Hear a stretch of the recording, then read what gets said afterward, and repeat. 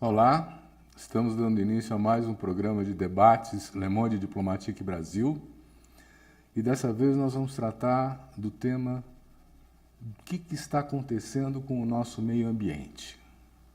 Na verdade, na esteira de uma série de declarações, seja do presidente norte-americano, do presidente Trump, que não reconhece o aquecimento global, seja o atual governante do Brasil, que também não reconhece o aquecimento global, nós nos vemos em uma situação muito delicada, porque os cientistas dizem que o aquecimento global existe e tem consequências muito importantes. O Brasil tem sido, nos últimos anos, um país que tem demonstrado uma capacidade extraordinária de preservação do seu meio ambiente e de construção de mecanismos de regulação para isso, que estão sendo hoje desmontados.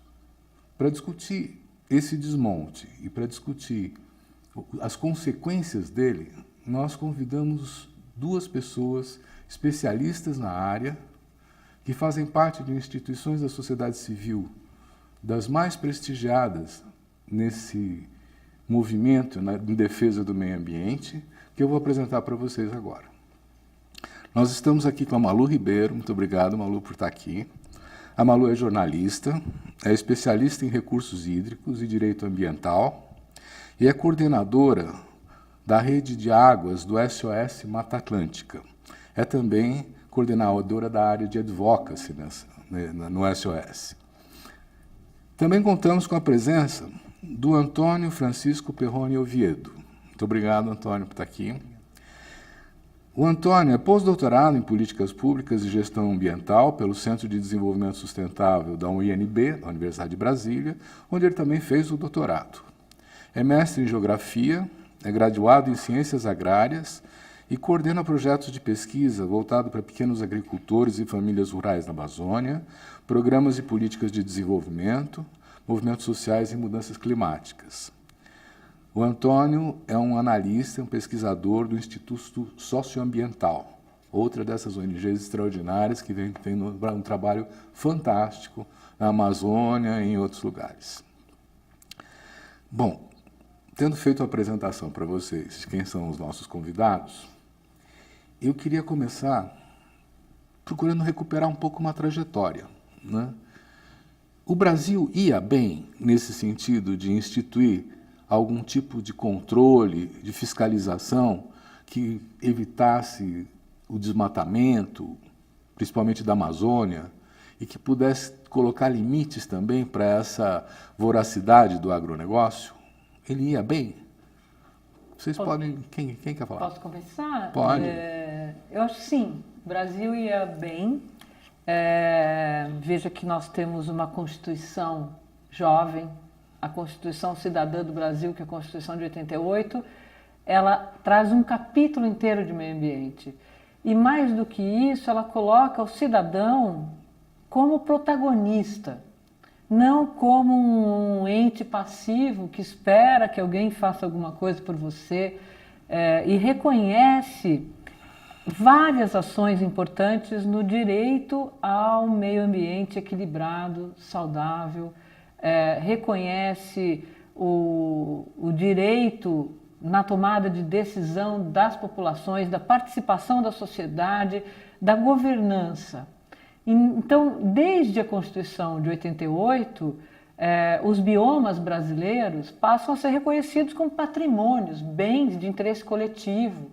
Isso muda completamente a nossa postura perante um modelo de desenvolvimento que começa a colocar o Brasil como protagonista por seus patrimônios, por seu ativo ambiental, né? E muda completamente a postura do país ao ponto de sediarmos na Eco 92 a Conferência Mundial no Rio de Janeiro. E a partir daí, então, uma mudança de paradigma. Surgem no país várias ONGs, vários movimentos, a SOS Mata Atlântica, que fez no início dos anos 80, esse nosso logotipo aqui, a bandeira do Brasil, faltando o verde da nossa terra para denunciar. SOS Mata Atlântica, estão tirando o verde da nossa terra. E conseguimos, foi o único bioma brasileiro que conseguiu uma lei específica de proteção a essa floresta que dá uma de suas espécies, empresta o nome ao país, pau-brasil, né, que quase chegou à extinção. E a gente traz, então, com esse movimento de ONGs, um pertencimento das pessoas e uma compreensão dos serviços ambientais, ecossistêmicos que a natureza nos presta e a gente se coloca como parte da natureza. Então, se há um problema para o meio ambiente, é um problema para nós, né? Eu trabalho, por exemplo, com água no Brasil. A nossa política pública, o modelo de governança com água é muito parecido com o modelo francês, mas ele preconiza a participação da sociedade na tomada de decisão. E nesse sentido a gente vinha contendo, na Mata Atlântica, por exemplo, o ritmo desenfreado do desmatamento da Mata Atlântica fez com que esse bioma só existisse em menos de 8% no país.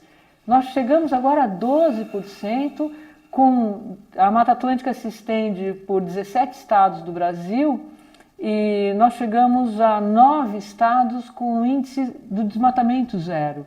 Então é uma grande conquista. Por quê? Porque a sociedade participa, não foi uma lei feita de cima para baixo, foi uma lei participativa que coloca então ali mecanismos, desde os conselhos municipais de meio ambiente, fazendo os planos municipais das cidades, o plano da Mata Atlântica, até a lei que protege o bioma. Então a gente vinha num crescente. Na verdade, a gente já não achava mais que precisasse usar essa camiseta. Estão tirando o verde da nossa terra, agora a gente queria estamos recolocando o verde, aumentando o verde da nossa terra, e decidimos nesse ano resgatar esse lema e fazer com que as pessoas voltem aí para as ruas, voltem para os bares, para as comunidades, deem a mão para a ciência, para a pesquisa, para reverter esse retrocesso dos governantes. Nós vamos falar dos retrocessos um pouquinho mais tarde. Agora eu queria recuperar essa trajetória de construção dos mecanismos de regulação, né?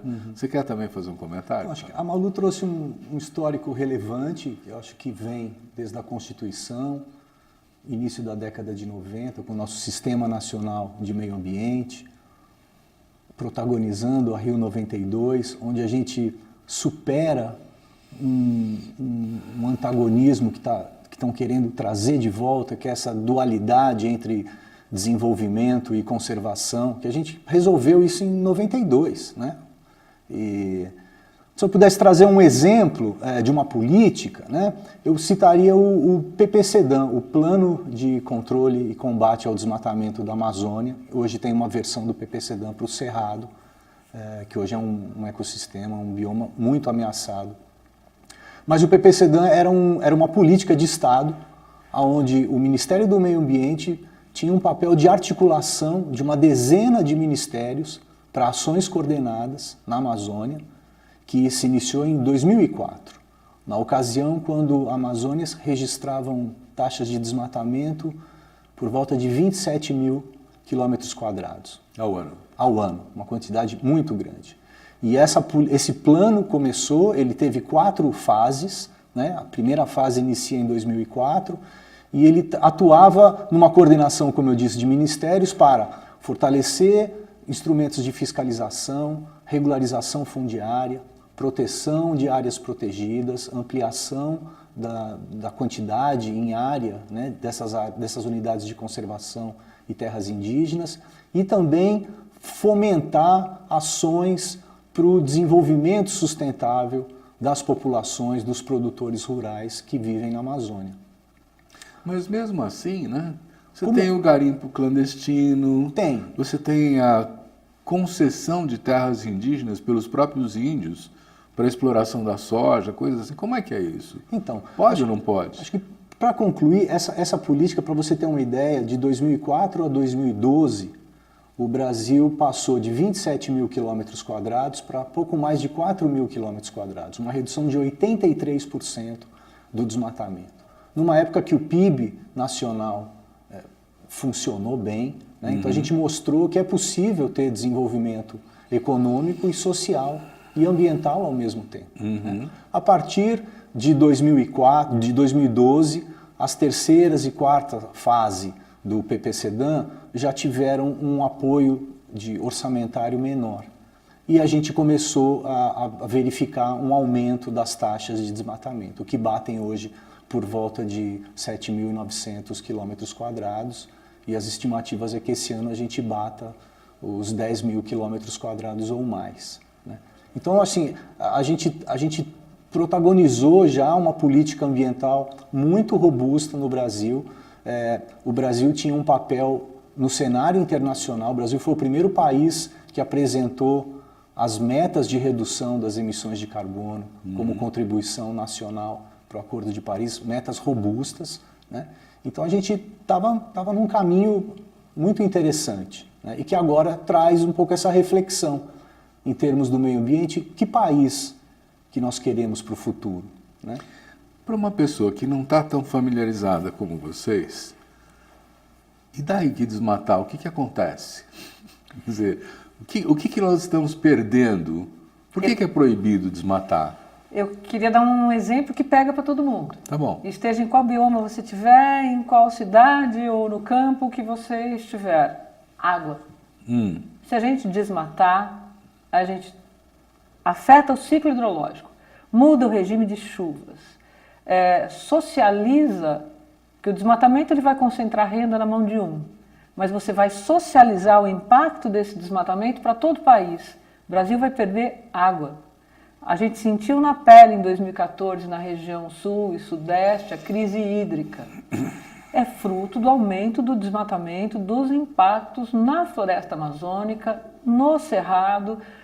Veja que o estado de Minas Gerais, por 5 anos consecutivos, foi o recordista do desmatamento da Mata Atlântica, tirando o momento dos graves crimes ambientais de Brumadinho, Mariana e tal, muito antes disso.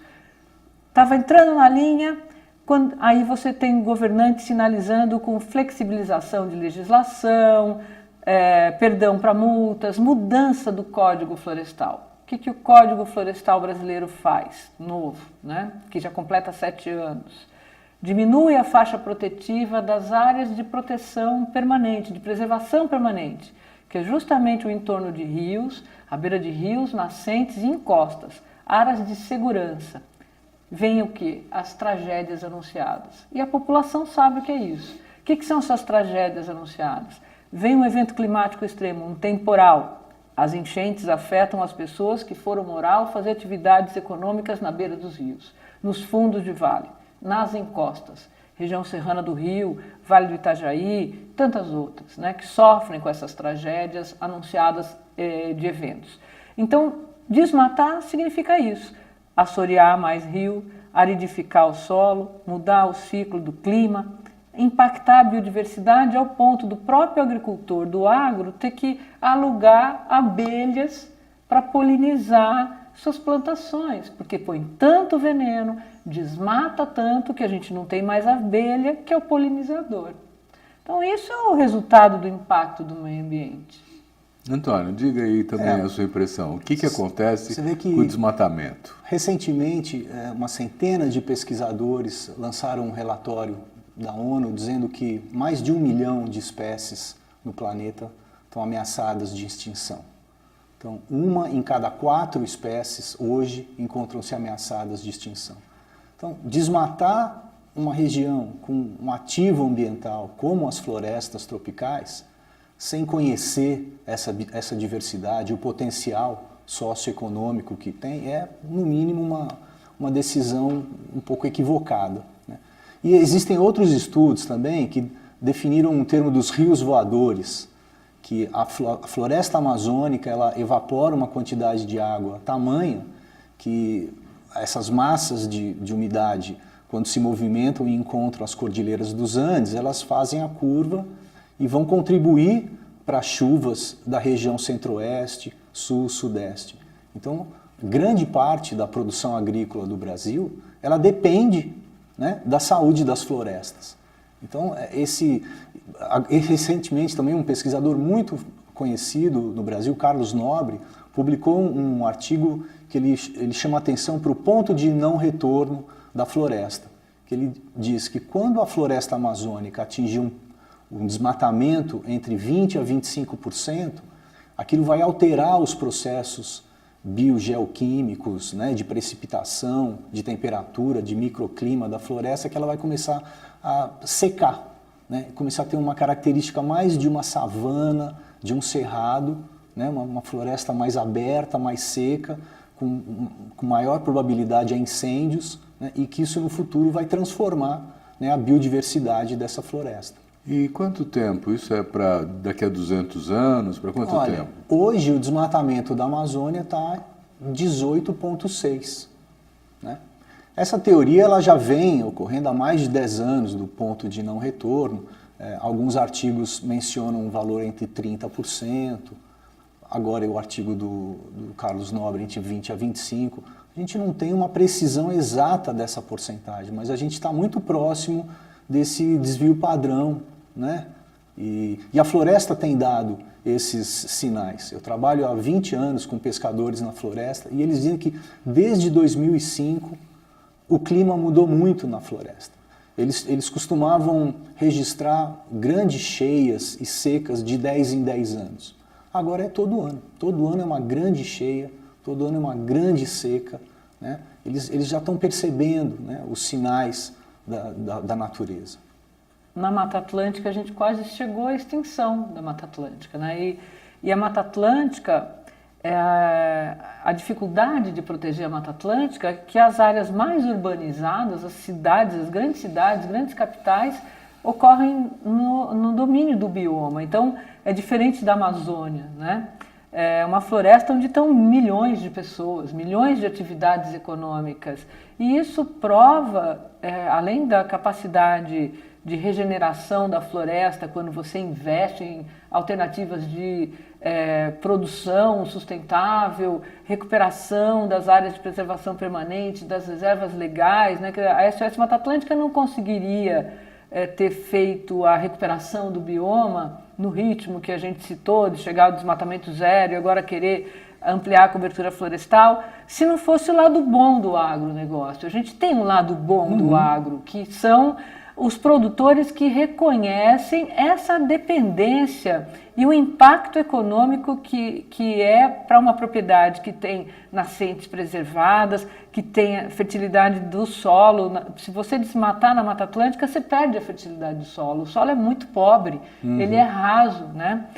Impacta nas nascentes, impacta nos polinizadores, na sua saúde do ambiente, muda o microclima. Então, quando a gente fala em mudança climática e impacto, não é só no macro, é também no micro. E as pessoas reconhecem isso, né?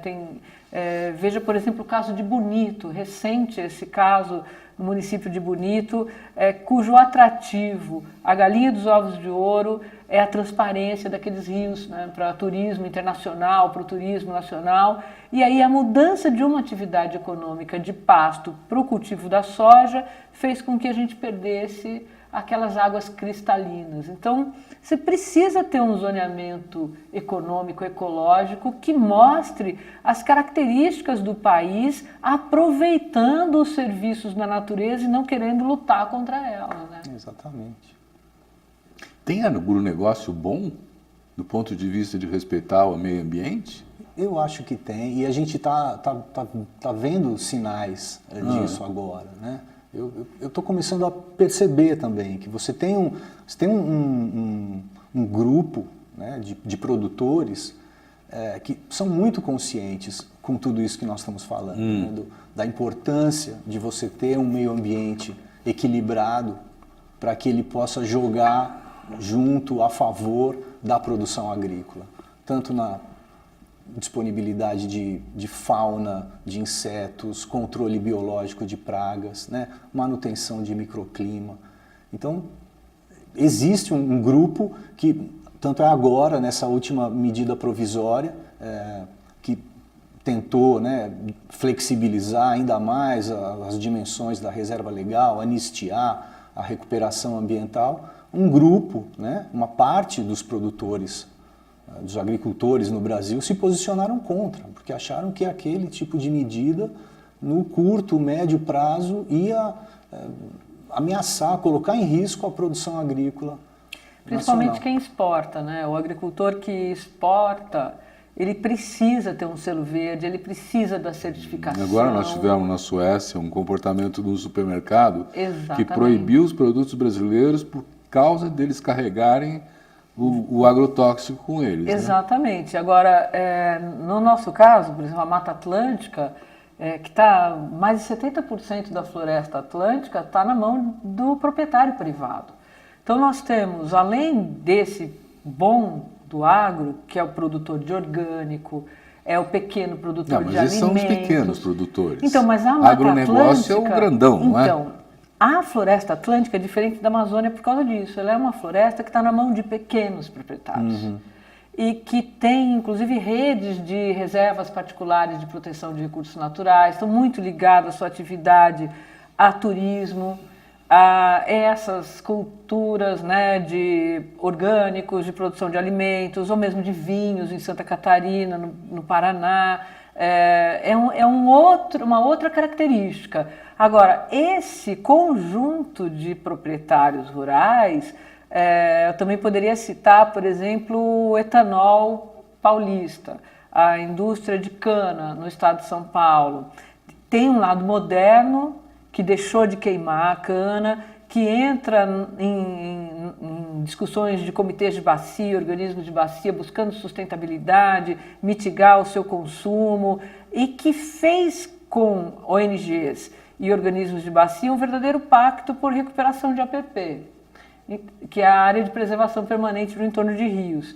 Se não fosse essa visão, nós da SOS, por mais programa que a gente tenha de doação de mudas, de termo de ajuste de conduta, de restauração florestal, não teríamos chão para plantar. E nós já plantamos mais de 20 milhões de árvores, né, com esses proprietários. Então tem sim um lado bom da balança, só que não é esse que faz a pressão na bancada ruralista. Na bancada. Inclusive exato. tem uma experiência que é riquíssima e é uma demonstração, né?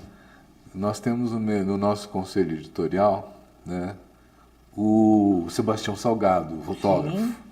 que transformou a fazendinha da família dele Na bacia do Rio Doce. numa maravilhosa recuperação, né? É uma foto antes e depois incrível. fantástico. É incrível. E numa região que foi muito impactada pelo desmatamento da Mata Quer Atlântica. dizer, é possível recuperar. É possível. É possível trazer de novo a água limpa Sim. para todo mundo. Agora, eu acho que como você tinha falado, o que fez se então é possível?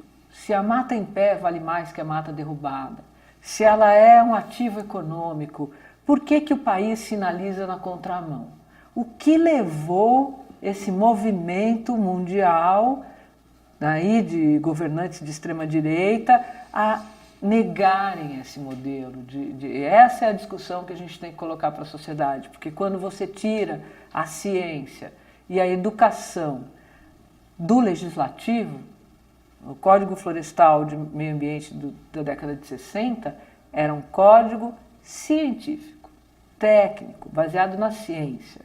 O novo Código Florestal foi um código feito na força, entre poderes antagônicos, meio ambiente versus predação, né? O que aconteceu? Foi judicializado, até agora não contentou nem um lado nem o outro, é uma lei que a gente costuma dizer aqui no Brasil que tem lei que pega e lei que não pega. Essa é uma lei que não pegou. O que seria o bom, que seria a questão fundiária, que é o cadastro ambiental rural, o plano de recuperação ambiental, está aí querendo ser protelado, empurrado, rasgado, ou seja, acaba-se com a lei que eles mesmos fizeram. Nós vamos tratar disso já já. Mas eu queria perguntar para o Antônio. Antônio, quais são as instituições que o Estado criou para regular o meio ambiente, para tomar conta, né, e da preservação, do cuidado com a nossa natureza, com os nossos recursos naturais? Então, acho que, em primeira instância, o Ministério do Meio Ambiente, que tinha, como eu mencionei anteriormente, uma Secretaria de Articulação Institucional e Cidadania, que tinha também o papel de fazer a articulação, colocar a agenda ambiental nas pastas dos outros ministérios, como dialogar com a sociedade civil organizada. Né? Então, em primeira instância, é o Ministério do Meio Ambiente, com o IBAMA e o ICMBio, né? e todo o marco regulatório que foi construído nesses últimos 40 anos. O CONAMA, né? O CONAMA, Nacional exatamente. Do Meio Ambiente, Conselho Nacional do Meio Ambiente. Conselho Nacional do Meio Ambiente. Que tinha participação da sociedade civil também, essas Sim, coisas. e né? está sendo desmontado Sim, agora, destruído, De como vários outros conselhos. 93 assentos foi reduzido a 23. De quê? Os assentos, os membros que compõem o CONAMA, sim. teve uma redução de 76% de participação. A sociedade civil também teve uma diminuição de 18%. Alguns ministérios importantes que faziam parte, como o da saúde, ficam fora do debate, né? Então, mudou-se um pouco o procedimento, a estrutura de uma instância que definiu, né, regulamentou muita norma importante no Brasil, como, por exemplo, todo o licenciamento ambiental começou a partir das normativas do CONAMA. Então, eu acho que a gente podia passar para a ideia do que está acontecendo agora, o que esse ministério está fazendo agora, porque a proposta original do governo Bolsonaro era nem ter Ministério do Meio Ambiente, mas as pressões levaram ele a manter, né? O que está sendo desmontado? Tem alguma coisa assim? Por exemplo, eu soube que dos 27 estados, 25 IBAMAs estaduais tiveram seus superintendentes afastados. E nem tem um superintendente novo para botar no lugar, né? Como é que está essa história? Olha, talvez se tivesse sido fechado, fosse menos explícito o desmonte que a gente vem assistindo até agora. Quando 8 ministros, ex-ministros de meio ambiente, assinam uma carta pública mostrando os impactos da desvalorização do Ministério, o último a ser designado pelo presidente da República, o menor orçamento, já acena que esse Ministério não vai fazer nada, né? Quando ele desmonta o Conselho, que é o órgão máximo da política do Sistema Nacional do Meio Ambiente, que é o CONAMA, esse Conselho Nacional do Meio Ambiente, tirando a participação da sociedade, dos estados, dos municípios, dos entes federativos, não foi só a sociedade, ele quebra o pacto federativo de uma política pública no Brasil que é diferente da legislação ambiental da Comunidade Europeia ou dos Estados Unidos, que os estados são autônomos. Aqui não. Aqui, para funcionar a Lei de Crimes Ambientais, o Sistema Nacional do Meio Ambiente, a Política Nacional de Unidades de Conservação, que é o Sistema Nacional de Unidades de Conservação às Áreas Protegidas, o gerenciamento costeiro, você precisa que os entes federados, município, estado e União, trabalhem juntos. E neles também vem a sociedade civil, as comunidades tradicionais, os índios, as minorias, os quilombos. Essas comunidades, minorias, têm voz ativa, a nossa Constituição preconiza isso. E o que esse desmonte faz é implodir todas essas políticas. E o que é pior, que eu acho que você pode comentar mais do que eu, quando um governante sinaliza que, olha, eu fui multado porque fui cometer um crime ambiental e agora eu vou acabar com isso daí, como diz o nosso presidente da República, e vou, numa canetada, acabar com uma área protegida e demite o funcionário que tem fé pública que o autuou, isso é uma sinalização para a sociedade que o crime compensa. Essa é a maior implosão. Não é colocar um ministro que não tem nenhuma afinidade com a questão ambiental, que não ouve a sociedade, não ouve a ciência, que nega a mudança do clima, que está a serviço de setores econômicos e não da coletividade. É um governo sinalizando. É um governo sinalizando um retrocesso, um descaso que a gente nunca viu na história do Brasil, nem mesmo nos governos militares. Antônio. É mesmo. É uma coisa bastante preocupante, porque ao desidratar o meio ambiente, como está sendo feito, ele perde a sua capacidade de implementação das políticas e coordenação.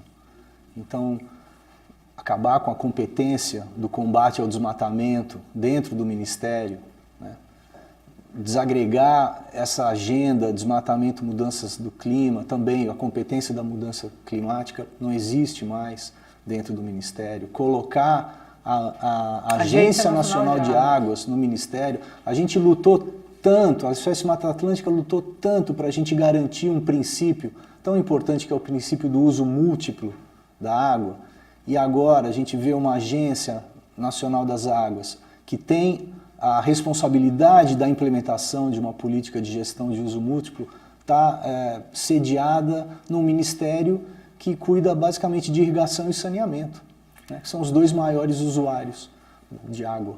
Né. Então, assim, foram mudanças estruturais. Você comentou do IBAMA, hoje, agora recentemente também, o ministro está dizendo que vai fechar 6 das 11 coordenações regionais do ICMBio. Né? ICMBio é o quê? O Instituto Chico Mendes de Biodiversidade. Seria a instância do Ministério que cuida das áreas protegidas, das unidades de conservação no Brasil. Então, acho que são essas medidas associadas a toda essa narrativa, a esse sinal, né? A visita do presidente com o ministro na Amazônia, que desautoriza uma operação de fiscalização. Né? Então, são sinais dizendo, olha, é uma avalanche de ações que é um convite ao crime ambiental, que é o que a gente está percebendo. Desde o início do ano, as taxas de desmatamento estão aumentando. Todos os dias a gente tem registros de invasões, grilagem de terra dentro de unidades de conservação. Isso é recente? Indígenas. Não tinha antes desse jeito? Olha, a exploração ilegal, invasões em áreas protegidas e terras indígenas é um problema recorrente, né, que a fiscalização luta para conseguir dar cabo disso. O que a gente percebe é que esses alertas de exploração ilegal, de desmatamento, eles aumentaram de janeiro para cá. Não, o que a gente não tinha, que eu acho que é importante que ele colocou, era o Estado brasileiro, o governo brasileiro, descredibilizando o fiscal do IBAMA. O cara que vai lá, autua, apreende uma máquina que está a serviço de uma mineradora irregular dentro de uma área protegida e queima, porque não tem como tirar aquilo de lá.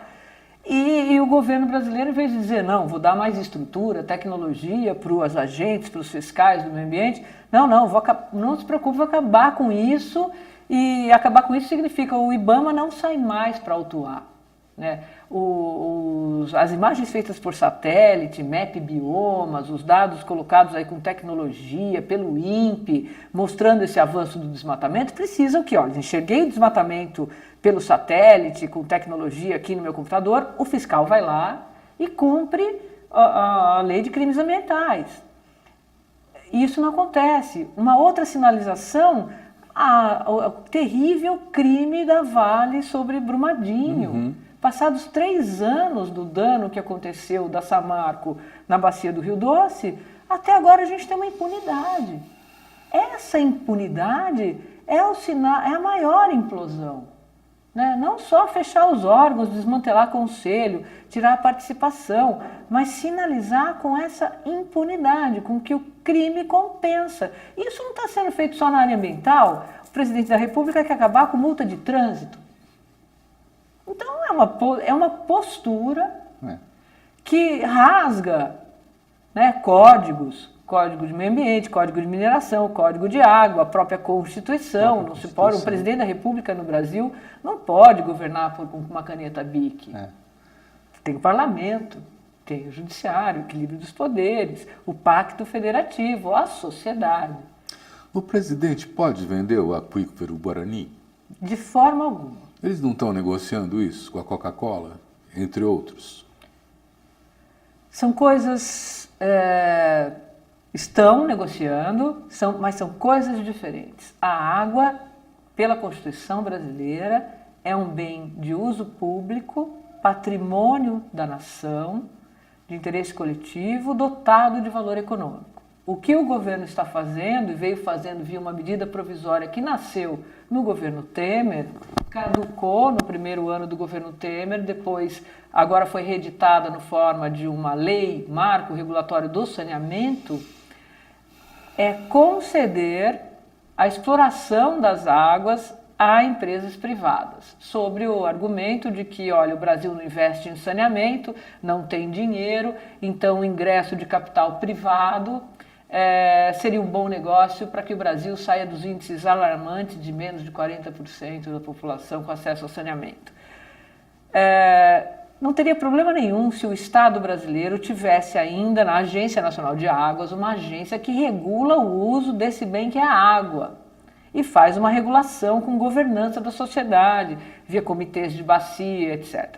Agora, quando ele coloca, como a gente diz lá no interior, a raposa para tomar conta dos ovos do galinheiro, que é a iniciativa privada, privatiza o setor e tira a sociedade dessa discussão, coloca na Agência Nacional de Águas, deixa de ser de água para ser uma agência reguladora também de serviços, mistura as coisas, mistura os conceitos, e esse é o risco. Agora, independente desses atos administrativos, tem a Constituição brasileira que trata, aqui no Brasil, a nossa Constituição não permite privatizar a água. Você pode conceder o serviço, mas não privatizar a água. Isso não é um truque, Antônio? Porque, na verdade, se você concede o serviço, ele administra o bem e cobra para isso, né? Então, pode? Acho que tem um passo anterior, né? Que acho que o aquífero Guarani é uma coisa da dimensão da floresta amazônica, né? Que a gente precisaria ter políticas de Estado que pudessem olhar para a capacidade de carga e suporte. E não é só do Brasil. Não é só do Brasil, exato, é transfronteiriço, como a floresta tropical, né? Então acho que a gente tem que dar esse passo atrás e olhar, ter uma visão, né, mais planejada, mais sinótica desse espaço, do que já partir para o particular, né, para o licenciamento dessas pequenas áreas. Eu acho isso muito preocupante, né, você não ter uma visão, um plano integrado para uma visão maior, né, de todo esse patrimônio que se detém no Brasil. Olha, e tem ameaças mais graves, porque conceder a água, a outorga da água do aquífero Guarani para multinacionais privadas que vão transformar essa água numa commodity, né, vai envasar, comercializar, etc. Isso cria uma exclusão hídrica, sem dúvida nenhuma, mas se tiver uma regulação boa... O que é uma exclusão hídrica? Não garantir o acesso, que é direito humano, à água limpa, sem preço, né? Que é o que preconiza hoje a ONU, e o Brasil teve muita resistência em aceitar o reconhecimento de que o acesso à água limpa é um direito humano, né? Então, quando você privatiza, você coloca mercado, né, a relação de mercado, ela visa lucro, evidentemente. Como é que fica para assistir essas pessoas que estão na ponta, os pequenos municípios, os pequenos proprietários, comunidade rural, etc. Mas uma ameaça maior ao aquífero Guarani, que você coloca, é, por exemplo, a exploração de gás de xisto, que no Brasil ficaria no oeste do Paraná e no oeste paulista, né, no norte do Paraná e no oeste paulista, que é justamente a área de afloramento do aquífero Guarani, e que traz uma contaminação terrível, porque esse é uma exploração de gás que fraciona a rocha com água. Já está ocorrendo essa exploração? Eles estão tentando. O Brasil teve uma moratória de 5 anos concedida pelo Congresso Nacional e Ministério do Meio Ambiente, já venceu o ano passado essa moratória, e agora então essas empresas estão pedindo licenciamento para a exploração de gás de xisto nessa região do aquífero. E está tramitando também no Congresso Nacional sobre a relatoria agora do deputado Kim Kataguiri, que é um fenômeno aí, né, da internet, jovem, etc. Ele é o relator do marco legal, da Lei Geral do Licenciamento Ambiental no Brasil. Então é um momento extremamente perigoso, quando você olha para um instrumento de planejamento, como o licenciamento ambiental, como um carimbaço, né? A gente corre grande risco de permitir esse tipo de coisa sobre um aquífero que não é só do Brasil e que, né, precisa ser protegido. Vamos voltar para o tema do saneamento que vocês abordaram, que eu acho da maior importância. Teve uma lei agora que foi aprovada no Congresso? Só na Comissão de Meio Ambiente do Senado. Ainda não foi aprovada como lei. Ainda não.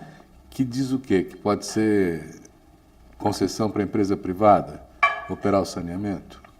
Ela diz uma série de coisas, né? Ela é um marco regulatório do saneamento básico no Brasil. Ela coloca que todo mundo, hoje, quem detém, que é responsável pelo saneamento no Brasil, são os municípios, pela Constituição, né? Então, para o município conceder seu serviço, ou para uma empresa autônoma do município, ou uma estatal, ou uma público-privada, ou uma privada, ele terá que fazer uma licitação. Antes, até hoje, isso não é assim. O município de uma cidade aqui em São Paulo, por exemplo, quiser conceder o serviço para a Sabesp, faz um convênio de estatal para estatal e implanta-se o sistema. O saneamento não cuida só da água, ele vai cuidar também do lixo, da coleta seletiva, da política de resíduos sólidos, da água tratada e do esgoto tratado. Permite, então, o ingresso de empresas privadas competindo com as empresas públicas e, de uma certa forma, ele prioriza, ao fazer a licitação e a concorrência, o ingresso do capital privado. Então, ele tende a ser uma lei de privatização. E coloca para a regulação, que hoje é um problema, de fato, cada município detentor faz sua regulação. Então, imagino que é regular 5.000 leis de regulação. Não dá certo, por isso que nunca deu certo. Centralizar um órgão de controle, como a gente tem a ANEEL, a Anvisa, a ANA, que era a agência de água, numa agência reguladora autônoma, isso é positivo. Só que ele coloca na ANA. Então cria um conflito, que é aquela entidade que regula, outorga a concessão do uso da água e emissão de poluentes, vai ser ela mesma que vai controlar o serviço de saneamento, que era um dos usuários. Então, ela tem um conflito aí que já vai caber várias judicializações. Deixa eu perguntar para o Antônio. Antônio, como é que se avalia essas implicações da possibilidade de privatizar o serviço de saneamento? Olha, a água, como a gente estava comentando, ela é um bem de uso comum, né? E uma característica de um recurso comum é o princípio da exclusão. Então, quando eu consumir uma unidade desse recurso, eu estou excluindo a possibilidade de outra pessoa consumir isso, que é um pouco a lógica do que a gente chama da tragédia coletiva. Todo mundo sai correndo em direção ao máximo individual e o resultado é a tragédia coletiva. Um pescador, ele fica ali olhando o rio e fala assim, de quem é esse peixe? Não é meu, não é de ninguém, deixa eu pegar logo antes que alguém pesque. Então, acho que essa racionalidade individualista, que é um pouco que move, né, os modelos e as políticas, ela é muito danosa para esse tipo de recurso natural, os recursos comuns, que é um pouco o que eu estava propondo. A gente precisa ter um olhar, talvez um pouco mais de planejamento, de zoneamento, de compreensão desse recurso, para que a gente possa definir quais são as melhores políticas, o conjunto de medidas que poderiam ser implementadas. Então, aí sim, fazer as decisões por privatização ou pelo uso público, etc. Eu vou colocar uma outra questão para você. Em Paris, nos anos 70, começo dos 80, a água foi privatizada.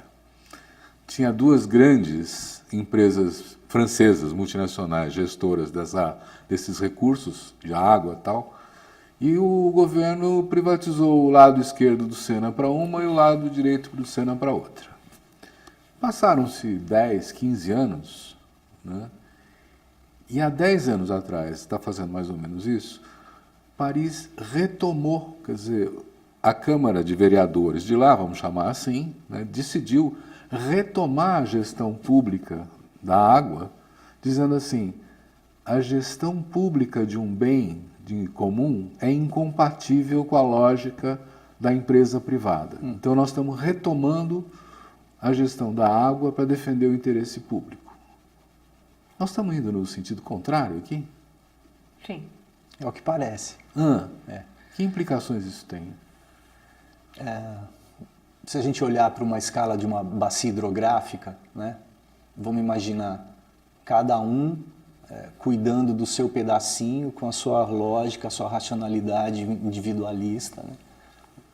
Não pensando no vizinho que está para cima ou para baixo desse curso d'água, né, de quando eu ligo a torneira, de onde vem essa água, para onde ela está indo, se a gente não tem esse pensamento coletivo, né, essa ação coletiva, o resultado é o colapso dos recursos naturais. Porque o John Nash, aquele economista, já disse isso, né, que os ganhos individuais eles precisam ser menores, né, do que os ganhos coletivos.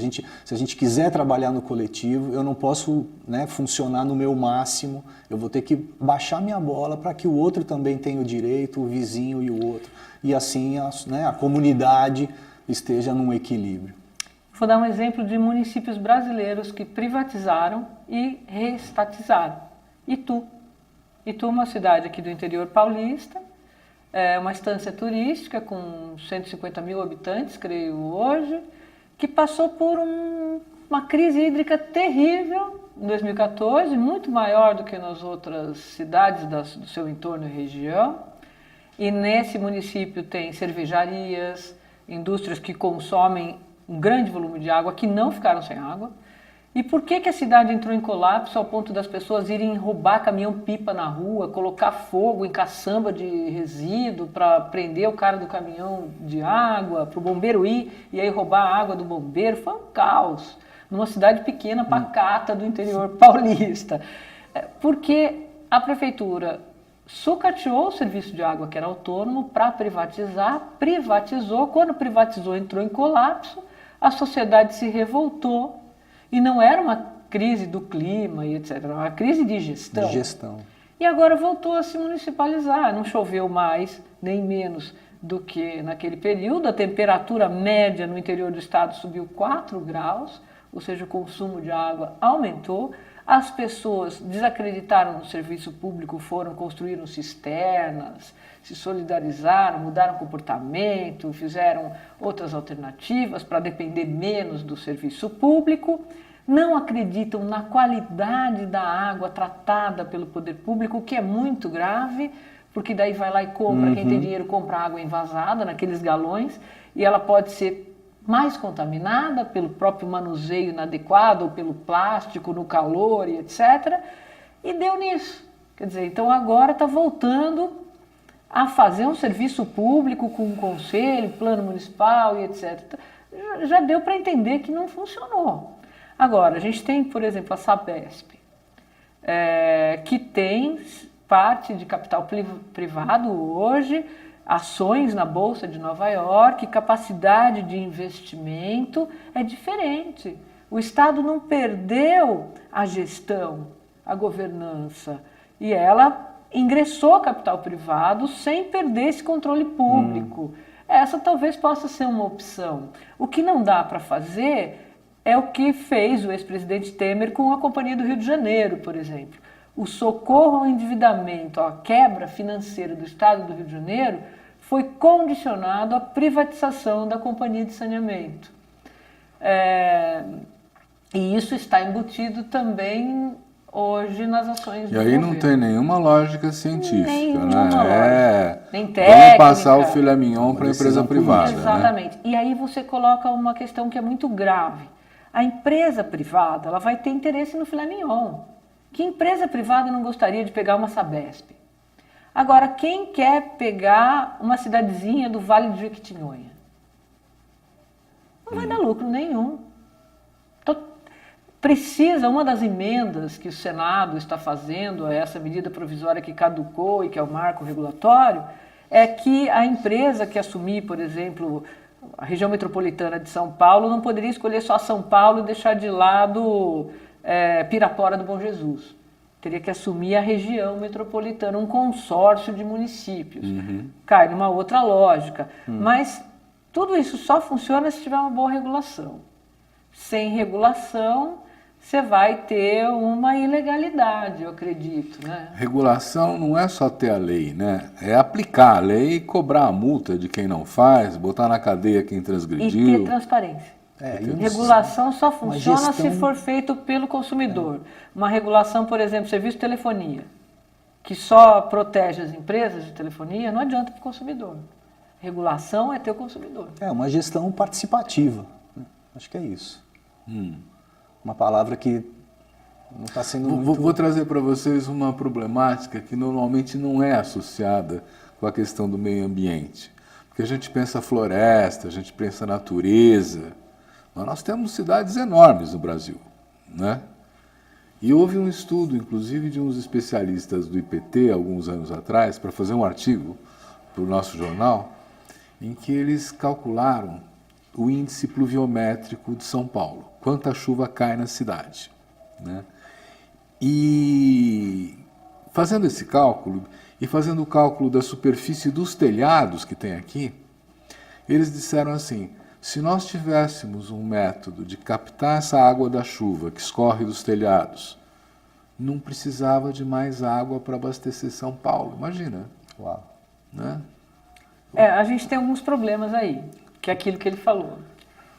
Quando eu pego, então eu tenho uma casa de alto padrão e fiz a minha cisterna, colhi a minha água de chuva, mas o meu vizinho tem uma pequenina casa, que o seu cobertura florestal, sua cobertura de telhado não daria para suprir uma família de 5 pessoas. E na minha, de altíssimo padrão, só tem 2 pessoas. Então, esse contraste social depende da regulação do Estado. Tem países, por exemplo, como Israel, que seria inimaginável um cidadão se apropriar da água da pouca chuva que um dia cai lá, ou de qualquer água, né? Porque ela precisa ser regulada para todo mundo. Então, são os açudes no Nordeste, né? Os açudes no Nordeste, exatamente. Quer dizer, quando você cria uma política de Estado, que era aquilo que a gente falava da exclusão hídrica, né? Que permite você ter um comportamento individual sobre um bem coletivo, você vai ter conflito. É o caso, por exemplo, da agricultura irrigada, com essa cultura de grandes sistemas de irrigação, né? Às vezes você está, os municípios, as pessoas economizando, fazendo racionamento de água e os produtores lá com a bomba, porque eles tiveram uma outorga. E aí vira um conflito. O agricultor fala, mas eu tenho a minha licença para fazer isso, o município não fez a parte dele, agora eu vou ter que parar de produzir porque o poder público não cumpriu o seu papel. Então, cria um conflito. E acho que esse é o papel que a gente espera do Ministério do Meio Ambiente, que a gente espera do Estado, que ele seja um regulador e um mediador de conflitos, mais do que uma gestão policialesca que não dá certo também, o comando e controle não, mas que viesse com políticas afirmativas de meio ambiente, pagamento por serviços ambientais, valorização daqueles que preservam, valorização da comunidade científica, dos técnicos de carreira, não essa negação, né, que leva a catástrofes. Nós estamos indo para a catástrofe? Olha, eu acho que a gente vai colher aí alguns indicadores não muito animadores nesse início de gestão, um pouco com essas medidas de retrocesso, né? Você imagina um setor de fiscalização que anuncia aonde vão ser as operações de fiscalização previamente. Então você tem ali a Floresta Nacional de Jamanchim, que é uma das áreas mais invadidas na Amazônia. Alguns dias antes da operação foi anunciado que a operação de fiscalização ia ocorrer lá. Óbvio que nenhum madeireiro ficou lá para pagar a conta, né? Então acho que esse tipo de ação inevitavelmente vai deflagrar em indicadores ambientais de baixíssima performance, né? E eu acho que o que a gente estava comentando, um aspecto importante, né, quando a gente comenta sobre sobre todo esse retrocesso, um nível são as narrativas, que vai na mídia, fala que vai, né? E outra coisa é a nota fiscal, já que assina embaixo, né? Então acho que as reestruturações no Ministério são muito graves e acho que um outro problema muito grave é toda a dificuldade que o governo passa a criar a financiamentos e cooperações que aportavam recursos muito significativos para a implementação. Estamos falando do Fundo Amazônia? Fundo Amazônia, de vários o outros. Fundo Clima. O que está acontecendo com o Fundo Amazônia? Então, eu fui gestor de um projeto do Fundo Amazônia durante 5 anos. É um processo bastante detalhado e moroso para você aprovar um projeto. existem todos os indicadores, auditorias anuais, enfim. As organizações que acessavam esse recurso tinham consciência que era um fundo bastante criterioso, né, para implementar projetos. E aí a gente começa a ouvir toda uma desqualificação do ministro, que os projetos não têm meta, que não atingem resultados, que pagam salários malucos para as pessoas, mas ele não traz um exemplo clássico, ele não vê a diversidade logística de implementação de projetos como esse, então não qualifica muito, né, o discurso. E aí, ao criar toda essa confusão de ir lá cobrar do Ministério, do Fundo Amazônia, fazer toda uma auditoria nos processos, ele basicamente senta em cima desse financiamento e coloca em risco, né, dos doadores desse fundo e fala, olha, se você quiser usar esse recurso, não tá gostando, né? Se você quiser usar esse recurso para pagar indenização de terras para grileiros, isso não é esse o fundo que se destina, né? Então acho que começa a retirar uma oportunidade significativa de implementação das políticas, como o Fundo Clima, como outros recursos para restauração ecológica. A gente tem uma meta para restaurar milhões de hectares de pastagens degradadas e tinha sinais desses recursos que pudessem ser aportados no Brasil para que essa restauração ocorresse. E tudo isso agora fica meio que no estacionamento, né? Sobre o risco da gente não acessar mais essas oportunidades. Eu não sou uma pessoa otimista, mas também não sou uma poliana. Mas eu acho que o que a gente precisa nesse momento é de uma reação da sociedade. A gente já teve aí uma reação muito positiva dos ex-ministros do meio ambiente, de 11 ex-ministros da justiça, do pessoal da educação, do juventude na rua, mostrando que quer educação, não quer corte nos investimentos, o Senado dizendo, não, peraí, não vamos mexer no Código Florestal, as pessoas recebendo esse ministro do meio ambiente de costas. Então, nós estamos tendo uma reação. Reação dos mercados, da comunidade europeia que não quer os produtos, vai boicotar nossos produtos. Ou seja, acho que todos esses sinais, essa pressão da sociedade dão um alento para que a gente se una agora e diga para o governo, ou você muda ou a gente muda você. Muito bom.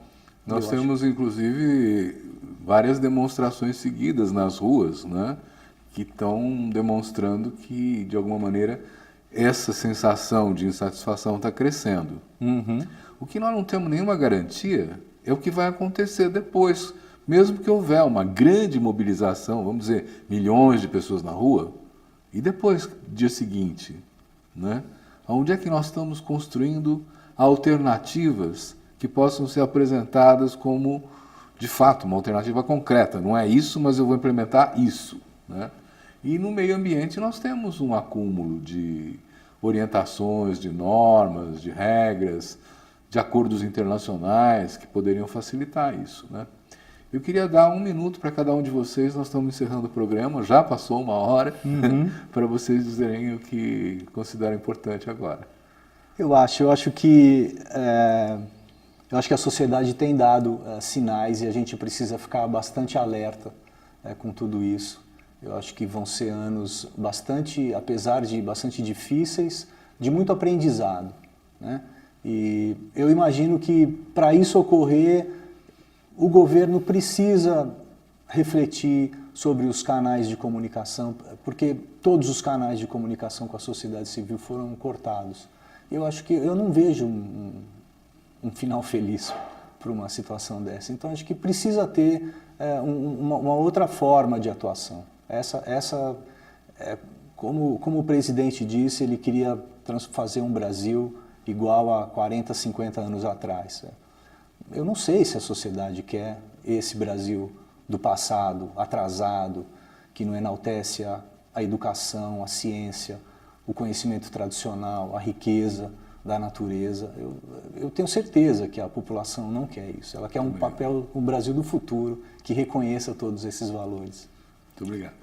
1 minutinho. É por aí. Eu acho que o Brasil é um país mega diverso. É um país que tem um grande ativo nos nossos recursos naturais. Tem tudo para caminhar para um desenvolvimento. E desenvolvimento não existe com exclusão social, não existe sem equilíbrio ambiental. nós podemos recolocar o Brasil no rumo de um desenvolvimento para todos, com qualidade de vida e justiça e ética para todos. Muito obrigado. Quero agradecer muito a contribuição de vocês dois, agradecer a você que nos acompanhou durante esse debate e dizer que proximamente teremos mais. Muito obrigado.